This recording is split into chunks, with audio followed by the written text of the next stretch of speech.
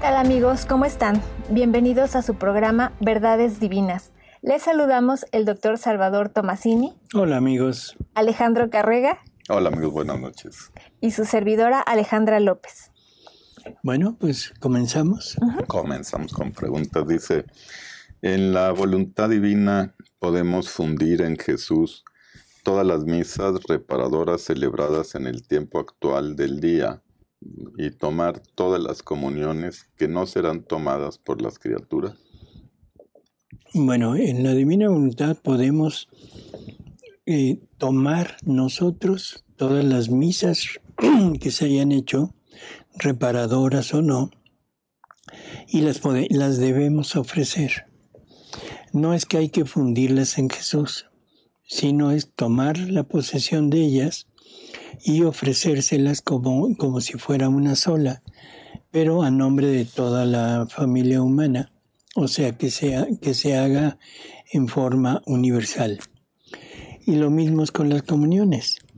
La comunión, tomamos la comunión de todas las que ha habido, y se las ofrecemos, o sea, como si fuera una sola, pero en la divina voluntad, teniendo en cuenta que las condiciones que Él pone, no condiciones, sino los deseos que Él pone de que las recibamos unidos a su humanidad, a su voluntad y a su divinidad.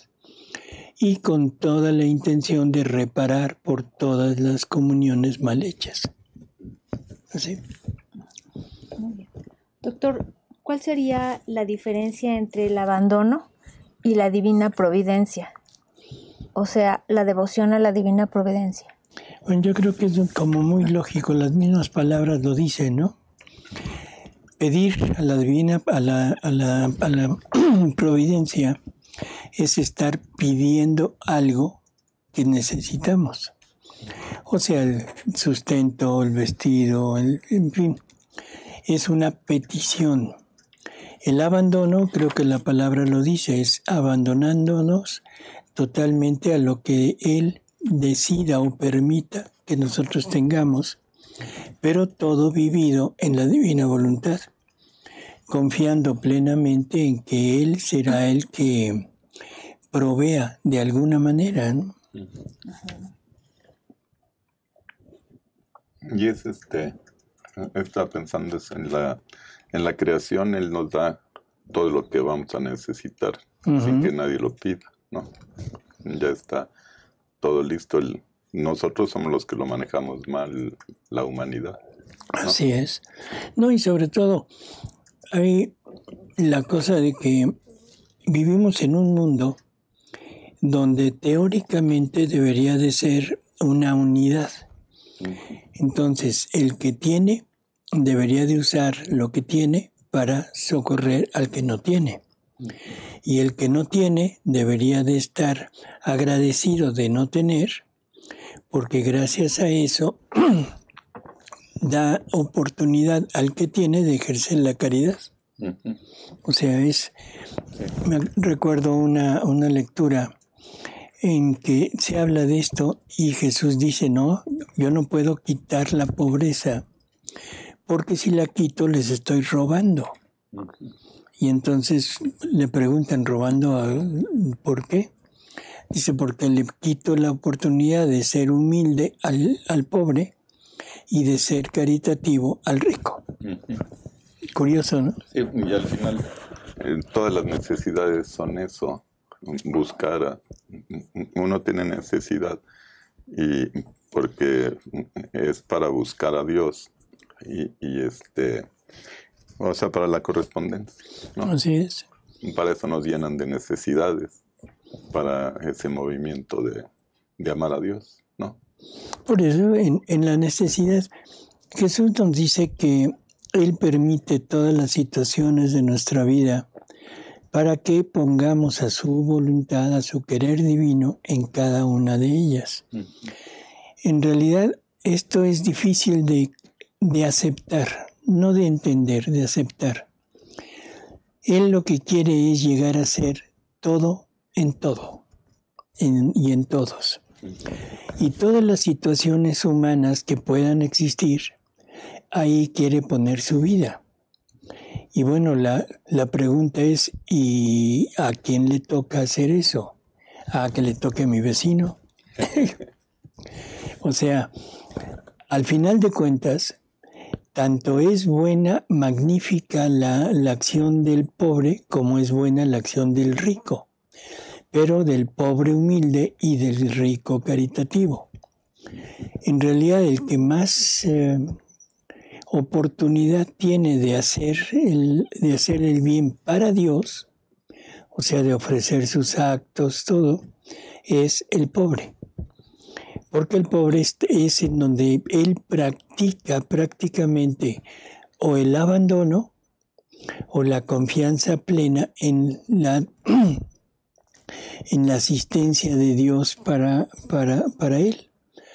El rico, el que tiene, generalmente se sustenta en lo propio, en sus propias posesiones, en su propio haber, y eso lo vuelve lejano de Dios. Así que yo creo que deberíamos de entender eso. Nos tocó ser pobres, no importa, o sea, hacer todo lo posible por salir adelante. Dios decidirá si se logra o no. El rico, tratar de ser caritativo, que eso es algo que generalmente no se practica. Sí, pero en fin, así es. Sí, porque el pobre estaría esperando el primer movimiento. O sea, el amor el primer movimiento viene de Dios y nos da. Y luego el rico estaría dando la correspondencia de ese amor que ya recibió, ¿no? Uh-huh. Es el segundo movimiento, digo. Así es la correspondencia a Dios, pero a través del prójimo. Ajá. Y ahora el prójimo, el humilde, ese también Dios le permite ganar un dinero extra para el cielo, uh-huh, no en la tierra, pero lo invierte y se lo regresa con la humildad. Ajá. Imagínate a alguien que no tiene dinero, que está en situación de verdadera pobreza. La gente que se acerca en los semáforos, en los altos, a pedirte una limosna. Llega un anciano, porque llegan ancianos, llegan mujeres desvalidas, ¿y qué hace uno? ¡Ay, ahí vienen estos! ¿Sí lo hemos notado? Entonces, ¿qué es lo que pasa? El otro está realmente haciendo un acto de humildad, de ir a pedir limosna. ¿Y el otro qué hace? Un acto de soberbia, sí, un acto de menosprecio. Ahora, sabemos que hay gente que tiene y que pide. Bueno, entonces la pregunta es, ¿y a nosotros qué nos interesa? Sí. Lo que interesa es la acción y la intención. Yo tengo la intención de dar, de socorrer. No importa si al que le socorro con lo que yo pueda, no importa si él tenga o no tenga. La intención es lo que cuenta y ese es el valor ante Dios. Así que yo creo que no hay pierde en las acciones, ¿no? Sí, no. No, porque de todos modos ahí ya vendrían estratagemas divinos. Digo, por ejemplo, el que tiene y pide, pues de alguna forma está recibiendo ese amor de Jesús, pero que le va a traer algo de justicia también, ¿no? Así es. Sí, yo creo que esto se presta no solo en lo económico. Uh-huh. Si tomamos en cuenta, por ejemplo, el Evangelio, este Evangelio que se ha estado repitiendo durante unos días del libro de Samuel, la lectura de hoy fue muy demostrativa. O sea, esa agresión, tanto verbal como una agresión de difamación hacia David.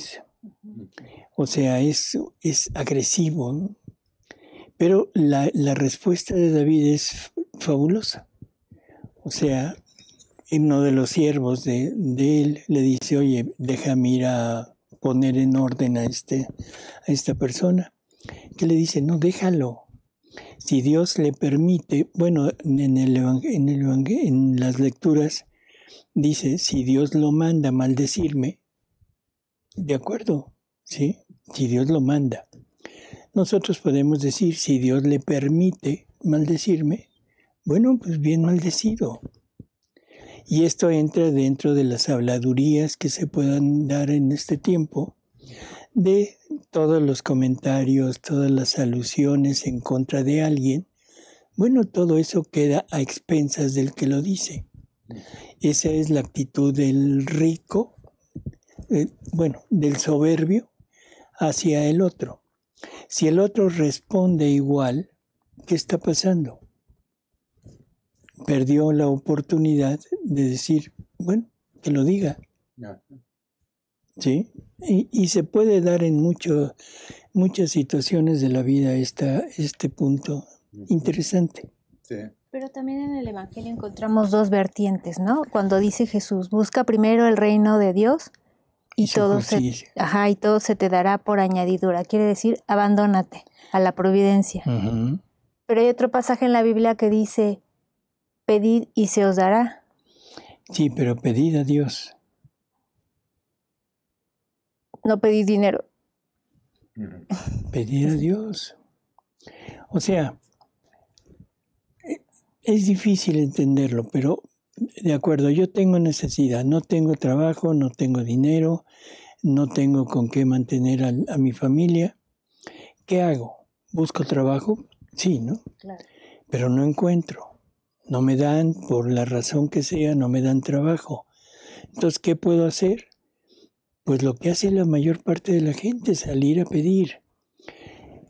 Hay dos tipos de petición. Una que es simplemente estirar la mano y decir, ¿me puede dar?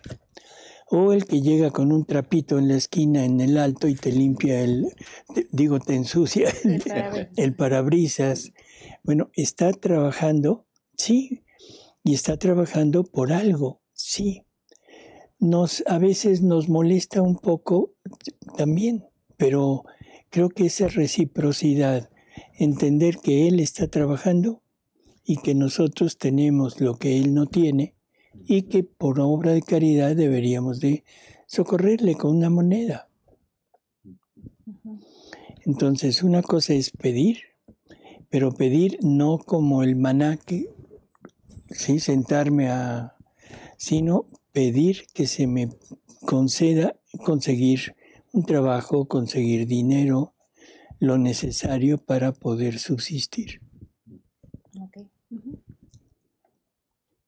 Seguimos. Dice, hay personas que dicen, dile sí a Dios en la divina voluntad y lo demás no importa porque ya le diste el sí.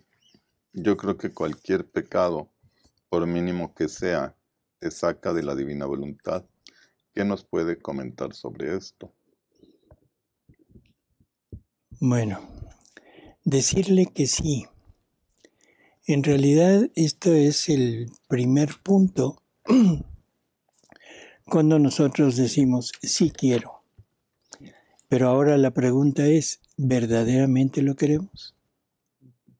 ¿En verdad estamos decididos a hacer lo que Jesús nos está pidiendo? Es difícil poderlo contestar, pero bueno, si estamos en este punto de decir quiero, sí quiero, más que decir un sí, debemos actuar el sí. ¿Sí se entiende? Sí. O sea, no nada más ponerlo en la palabra, sino sobre todo ponerlo en la obra. Entonces creo que ahí no hay problema. Ahora, que cualquier pecado nos saque. Hemos hablado de que en términos generales la única vez que nos salimos es cuando voluntariamente decimos no quiero vivir en la divina voluntad. ¿Cuándo se da ese suceso? Generalmente nunca. Las personas generalmente están en que sí quieren vivir. Pero si pecan, ¿qué fue lo que dijo? no quiero vivir. Ujú. O sea, porque le estamos haciendo caso a la parte de la voluntad humana por estar siguiendo un impulso o un gusto que es de voluntad humana, y eso nos saca. Así que sí, el pecado nos saca de la divina voluntad.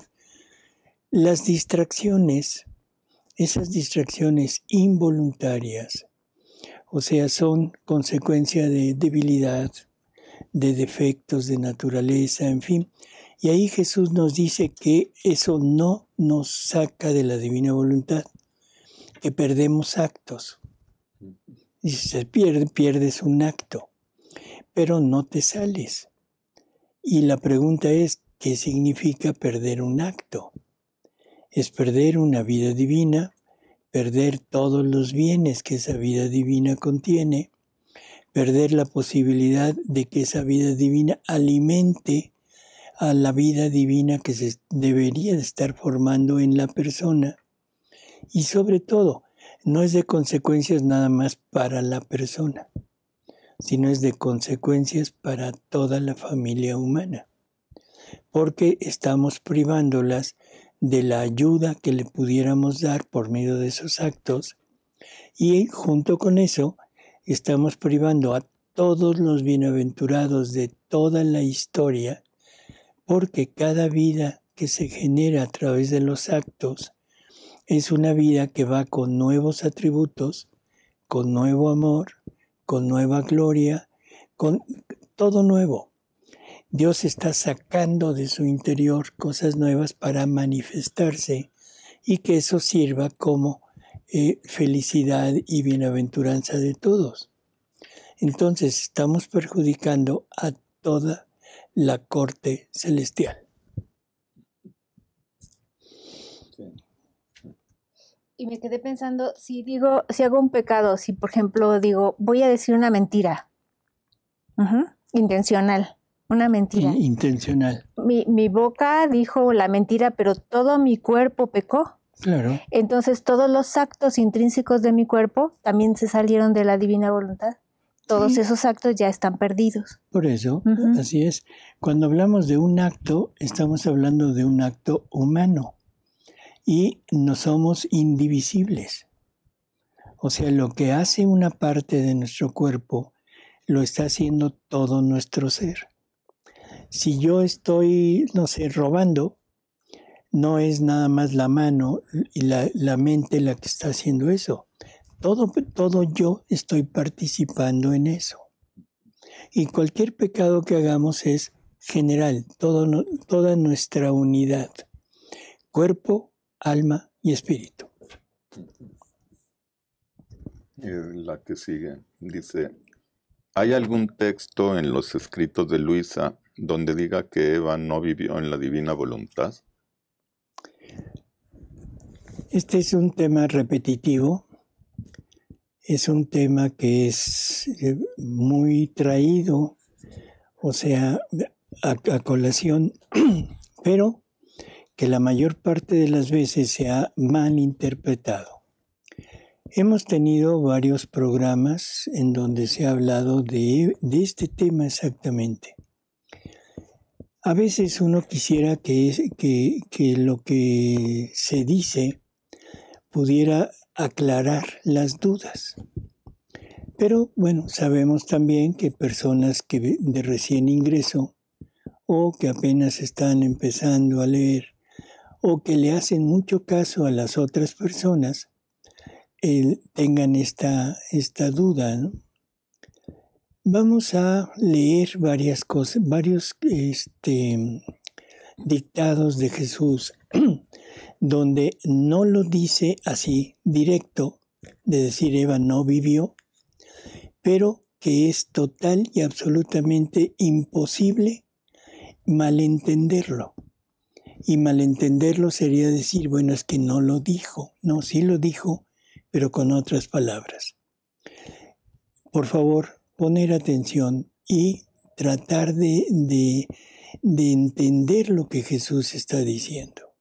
Vamos a ver. Volumen 14, lectura 58, septiembre 9 de 1922. Dice Jesús, Yo tengo costumbre de cumplir mis más grandes empresas con uno solo, y después las difundo. ¿No fue un solo hombre que arruinó todos mis designios?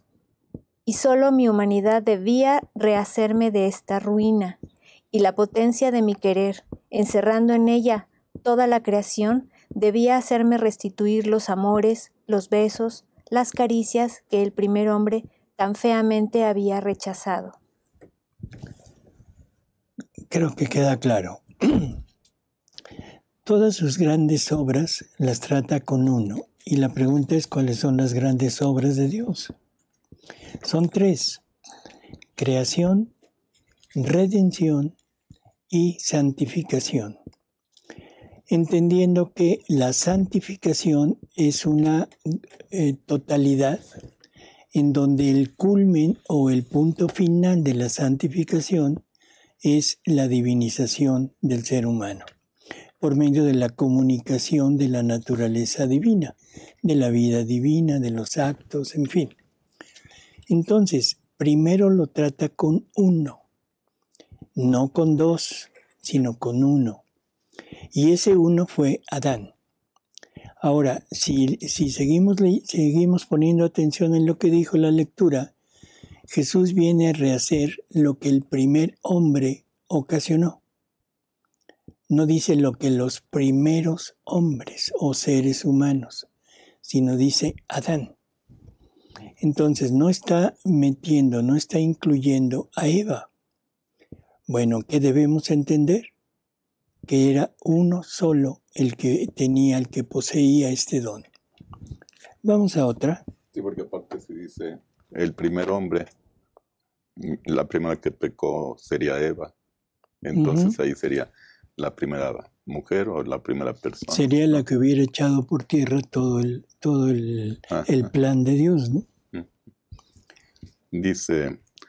¿Qué lectura es? Es la 23-22, párrafo 4. ¿La fecha? La fecha. Es diciembre 14, 1927. Dice, así hago yo. Cuando quiero dar un bien a las criaturas, primero me fío de una sola. Pongo en ella todo el valor de aquel bien y después doy el bien que ella me pide para las otras criaturas.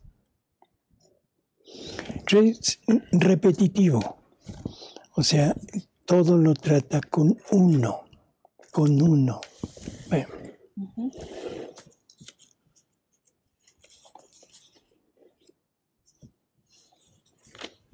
Después, volumen 19, lectura 32, julio 1 de 1926.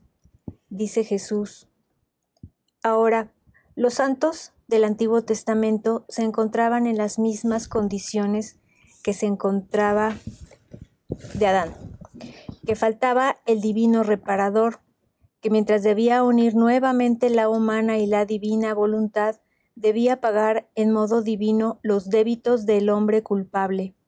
Sin embargo, tanto los santos antiguos como los modernos han tomado de mi voluntad tanto por cuanto han conocido.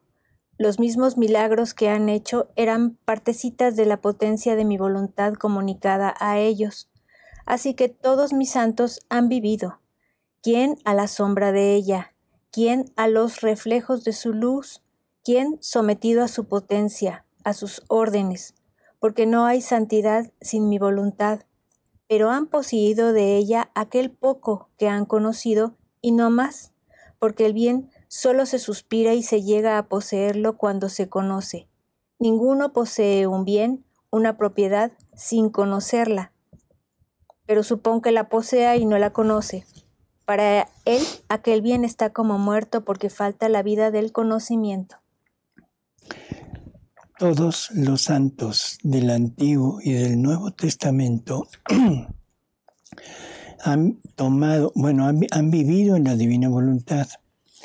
Y lo podemos extender. Toda la familia humana vive en la divina voluntad porque todos estamos inmersos en ella.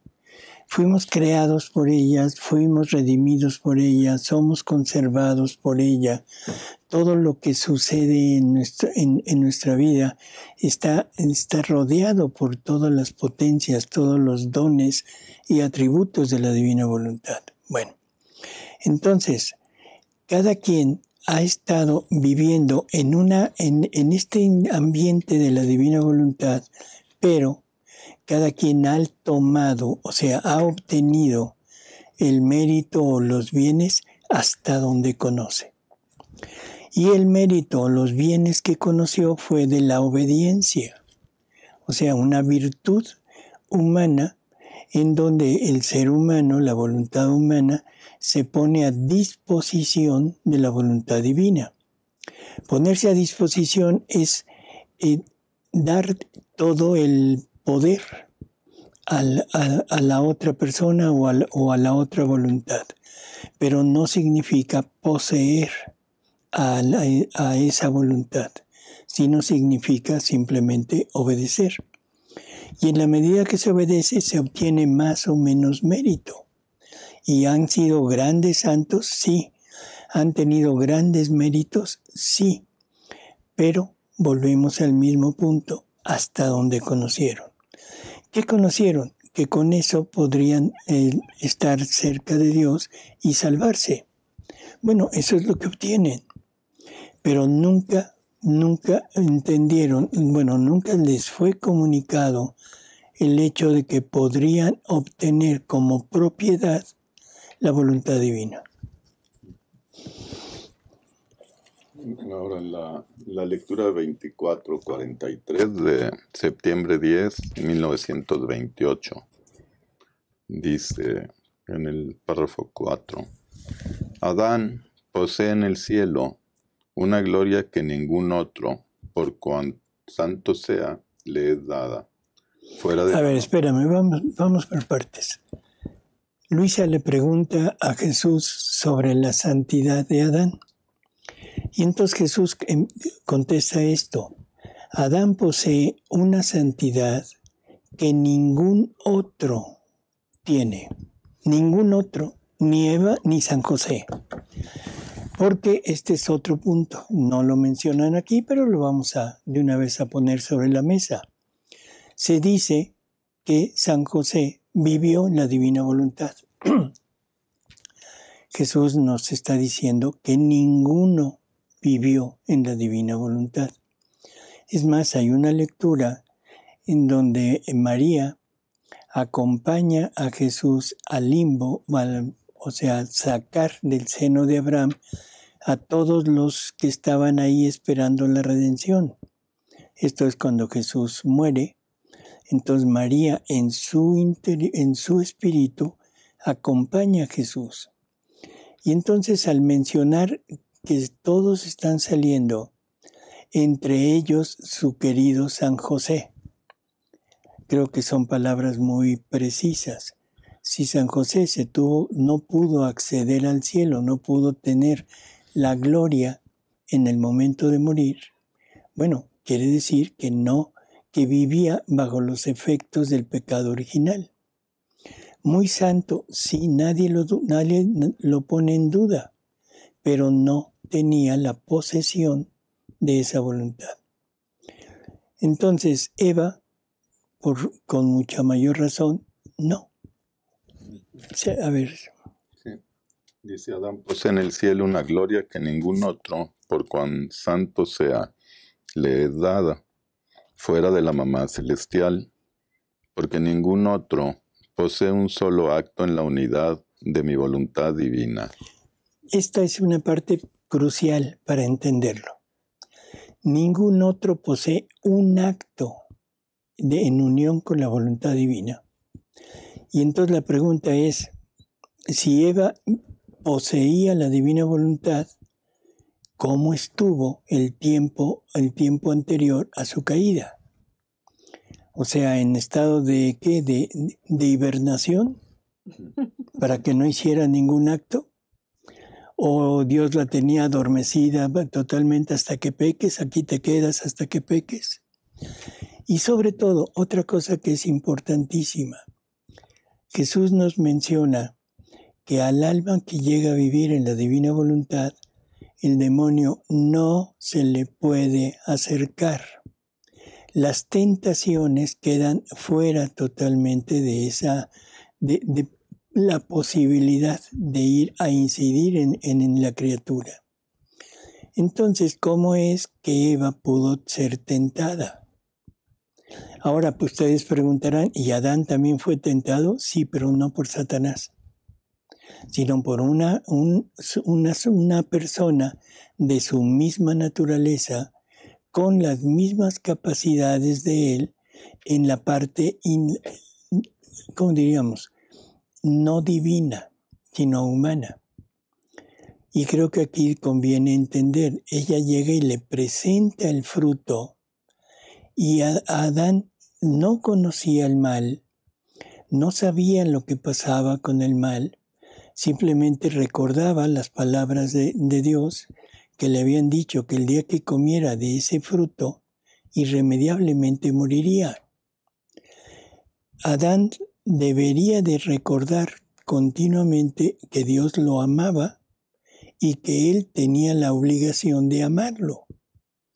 Eso se le pasó totalmente y se le antojó el fruto.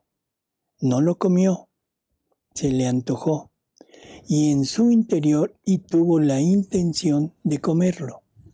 Eso fue totalmente separación, desobediencia, y ahí es donde cae Adán, pero por incitación de la mujer. Creo que vale la pena entender cuál fue ese fruto, porque uno dice, bueno, llegó con una manzana y le dijo, mira, como que es poca cosa como para poder entender esta caída. El fruto es doble, ser creadores como Dios, ser creadores, y lo que ese acto de creación significaba como un placer material. Estamos hablando de una relación sexual. Entonces Eva se deja seducir por Satanás.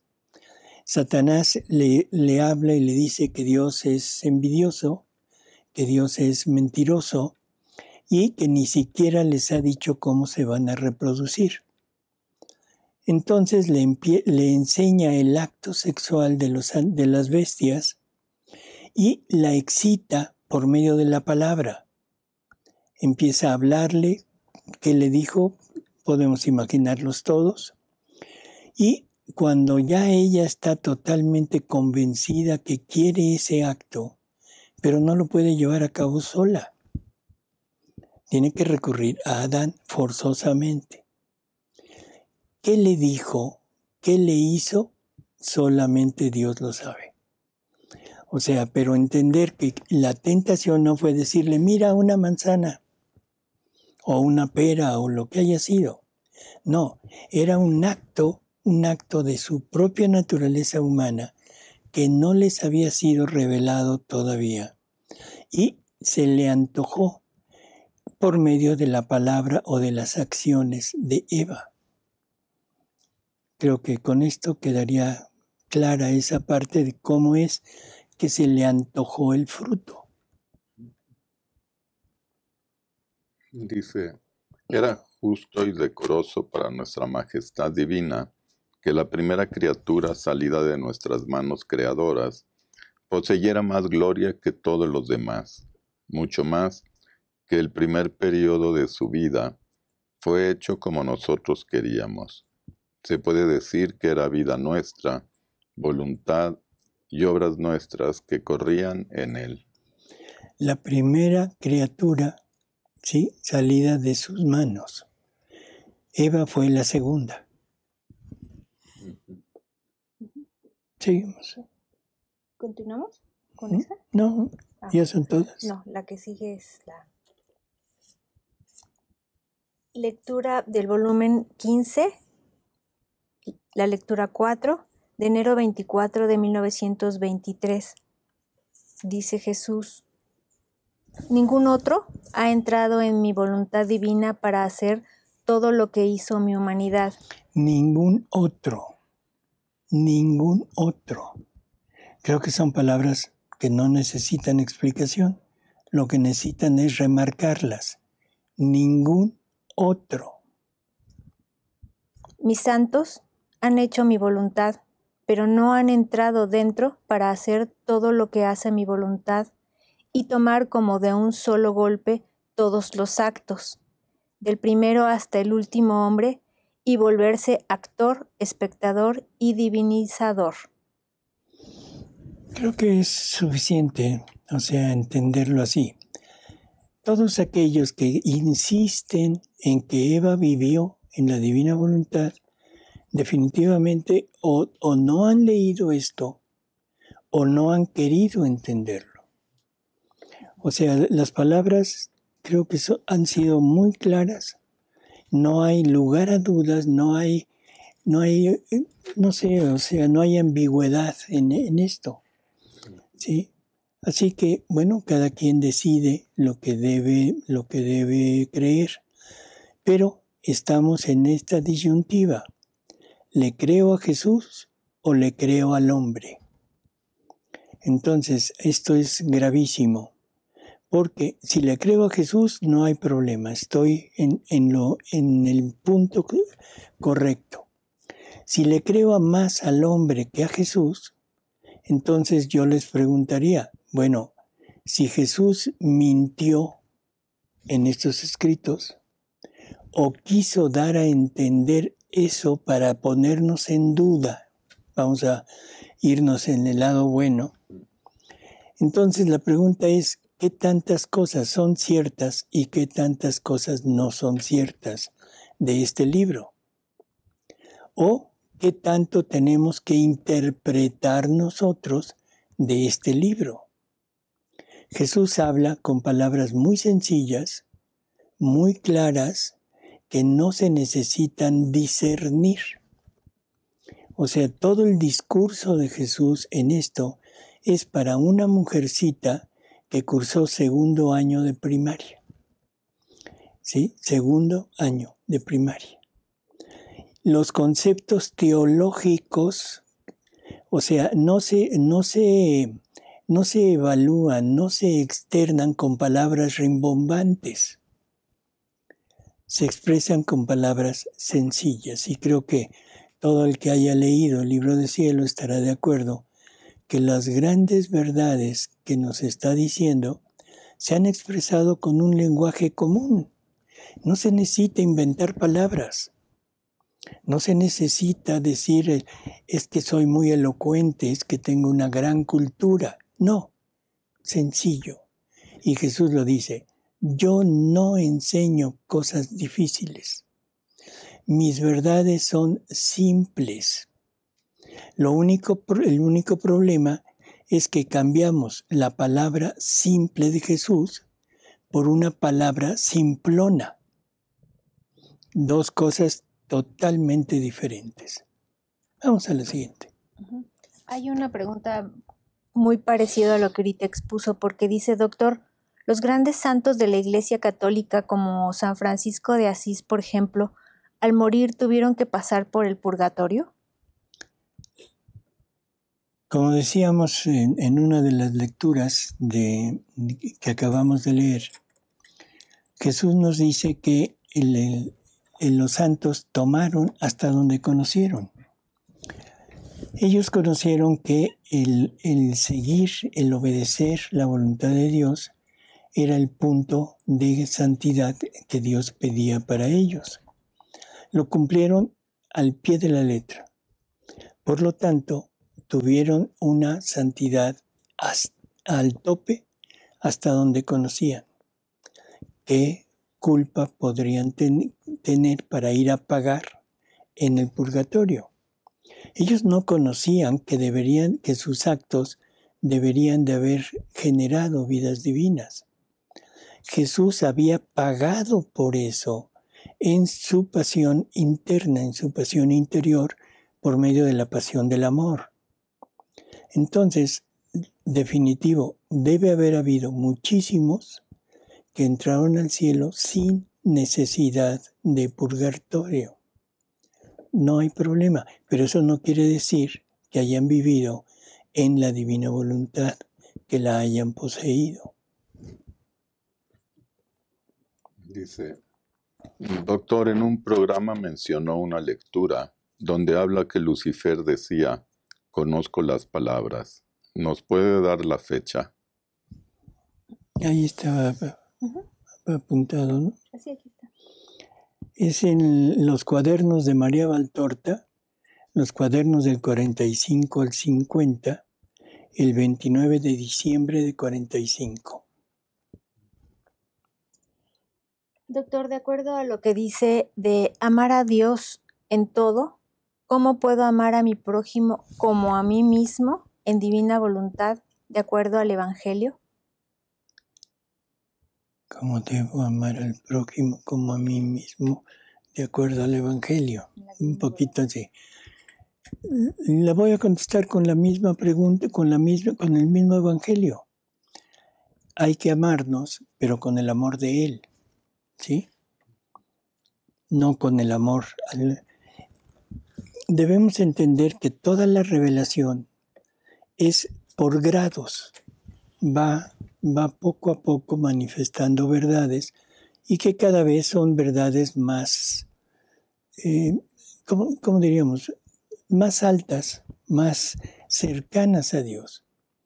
Entonces, lo primero, bueno, en el Antiguo Testamento era amar a los que estaban en el mismo medio, en la misma comunión de pensamiento, en la misma comunión de pueblo, de población. Cuando llega Jesús, una de las primeras veces que dice es amar al prójimo como a uno mismo. ¿Es cierto? Y bueno, ¿qué tanto nos amamos? Es lo que deberíamos de amar a los demás. Pero después dice que se amen como Él los ha amado. Perdón, pero Jesús no se amó a sí mismo en el sentido que nosotros entendemos eso. Porque si Jesús se hubiera amado a sí mismo, en ese momento no entra dentro de toda la pasión que tuvo que pasar y hubiera habido cierto, ¿cómo diríamos?, rechazo, cierta oposición, y aunque hubiera sido obligado, pero de todas maneras tenía esa postura de decir no, porque se ama a sí mismo. No, aquí es amarse los unos a los otros como Él nos ha amado. ¿Cómo nos amó? En el total entrega, una entrega plena, no se quedó con nada de Él, no se reservó nada para Él, su misma vida la dio. Bueno, esto es la manera de amarse, y esto no es amarse como me amo yo, porque lo primero que debe desaparecer para entrar en la divina voluntad es el yo. Entonces, ¿cómo me amo yo amando a Jesús? ¿Cómo me amo yo amando a toda la familia humana? ¿Cómo me amo yo sufriendo, sacrificándome por toda la familia humana y por la gloria de Dios? Así es como debemos amar. Eso es la parte final de la invitación de Jesús a amarnos como Él nos amó. Dice, ¿tener ansiedad puede llegar a ser una lucha espiritual? Sí y no. Sí y no, ¿por qué? Bueno, primero, ¿es una lucha espiritual? Sí, definitivamente sí. Pero la primera, el sí, es cuando estamos en la divina voluntad. O sea, en ese momento estamos entendiendo que hay una lucha interior, ¿sí? Pero una lucha interior en cuanto a la entrega que estoy haciendo y que no implica tener ansiedad. No implica tener ese tipo de pensamientos, de actitudes. ¿Por qué? Porque estamos total y absolutamente entregados a esta divina voluntad y a la vida misma de Jesús en nosotros. Entonces, la divinidad no tiene ansiedad. Y si estamos obteniendo la misma vida con las características de ella, con los atributos de Jesús, entonces se ve totalmente ilógico que pudiéramos tener ansiedad. Entonces, desde el punto de vista espiritual, no. Desde el punto de vista espiritual humano, sí, porque es una lucha, una pelea de mi voluntad humana, que es espiritual, contra todas las partes materiales que están provocando esta ansiedad. O sea que también es una lucha espiritual, pero desde la voluntad humana. La otra es una lucha espiritual, pero por la renuncia continuada que debemos estar haciendo. Y en esa renuncia continuada es el punto de desechar todos estos pensamientos. El martirio de atención continua es lo que suple a lo que se llama lucha espiritual. Bueno, pues terminamos. Amigos, pues nos despedimos. Muchas gracias por haber estado con nosotros. Le agradecemos a Alejandra, gracias, doctor. A Alejandro, a Paris. Gracias, y gracias. Sobre todo a ustedes, amigos, por su asistencia. ¿Sí? Nos vemos la próxima semana. Hasta luego. Muchas gracias, amigos. Buenas noches. Que descansen. Gracias, Ale. Y agradecemos a nuestros amigos que nos hablan y nos escriben desde Colombia, Toluca, Costa Rica, Miami, Chile, Paraguay, Oaxaca, República Dominicana, Venezuela, Portugal, Texas, Chicago, Ecuador, Argentina y Jalisco. Gracias, amigos. Hasta la próxima. Hasta la próxima, amigos.